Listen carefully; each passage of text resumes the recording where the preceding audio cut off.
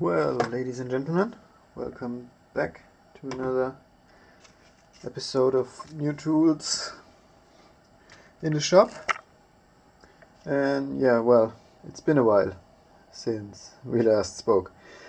So, did a lot of things around the house, especially now in the garden and in the garage, but not much shop time and time to play around. So, some projects I was working on are still waiting to get finished, or yeah. But in the meantime, some new things came along, and just wanted to share those. So, yep, was able to get some new carving chisels in, and after years of going to the flea market, I finally was able to get one of those wheat chisels. It's a quite nice one, small little thing, and those three are in a really good condition, so not much work needed there, which is awesome. Don't need to clean them up first, just can sharpen them and use them. And got those two cool bent gouges that are also quite cool. That one is a really nice Kirschen one. That one is Lux, not the top brand, but at least it's not just folded metal. It's a bit thicker, so I hope it will do some work. And these ones are really nice. They're from Otto. Why don't you focus? Otto Bergmann, Berlin. So, never heard of this brand before, but they seem to be quite old. I mean, they're stamped. You can see they're not brand new. They have cool. It's not octagonal. It's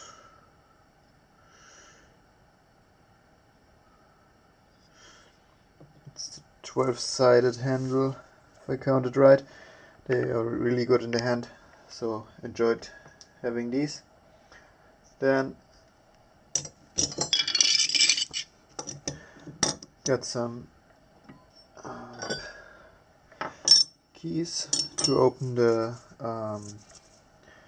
concrete cutting saw, so I can throw those into the box with the thing and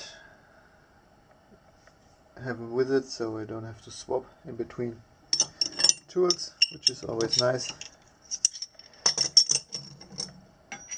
And yeah, got this cutie.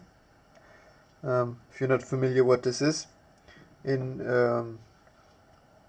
German carpentry it was usually that when you had to insert a hinge, you would cut a little narrow pocket, like just the size of one of the hinge flaps, and yeah, that's the tool that is able to do this. I have one in another style, which has like little rasp teeth on here, but this one has just those ridges like a file, and I want to clean it up and see if this one or the other one works better. So maybe something for a future video, do a little comparison. Then I got this awesome thing, which is a plane made specifically to widen a groove or a rabbet. I always mix those up. Sorry. And yeah, it has both blades in it, so you can use it on either side in going always with the grain. And yeah, looking forward to tuning this up, cleaning it up, giving it a sharpen, and try it out on an upcoming project.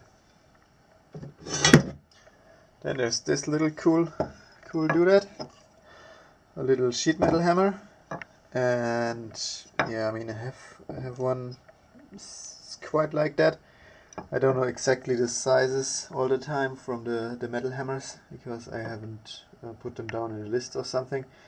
So, but the handle says padding house, and I mean, if you put a nice quality handle on something, I would assume the hammer is also from padding house. And yeah, just couldn't pass it, and now it's in my possession, waiting for a time when I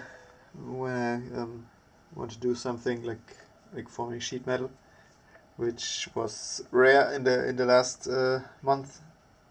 But I hope time will come up and I can play around a little bit more soon.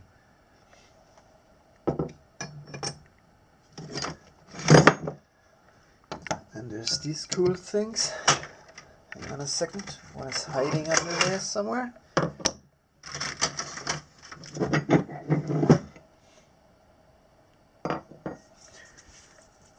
Yep, finally, one really good adjustable wrench.